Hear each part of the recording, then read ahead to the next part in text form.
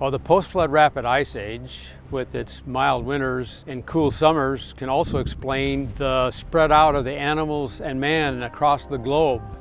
For instance, with the lowlands of Siberia and Alaska not glaciated, but mild during the winter, maybe probably up to 50 degrees warmer, a lot of animals that can't tolerate much cold could easily spread up to northeast Siberia, and they can cross into Alaska because between Alaska and Siberia there was a shallow strait, the Bering Strait, and that was either exposed early in the Ice Age because of tectonics, but we know at least it was exposed later in the Ice Age as sea level dropped because of ice piling up on land.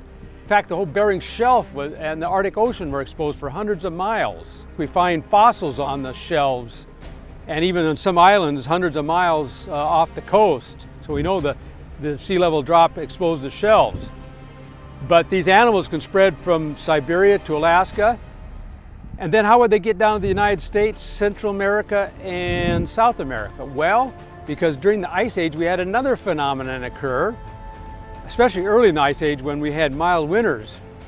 Along the east slopes of the Rockies we have the Chinook Effect, which is a downslope foehn wind that warms and dries. So you'd have a dry belt, and probably one that didn't form an ice sheet, along the east slopes of the Rockies from the Yukon down through Alberta, Montana. In that area it's called the ice-free corridor because of the Chinook Effect. So animals can spread from lowlands of Alaska through the Northwest Territory and down that ice-free corridor into the United States and South America and Central America. And we had huge amounts of animals during the Ice Age living in these areas. And this is how they would spread. And man would also spread through this corridor early in the Ice Age, but late in the Ice Age, as the ice sheets got thicker and the oceans cooled off, it would fill in. Because we know it filled in because we have Ice Age debris in Alberta in those areas.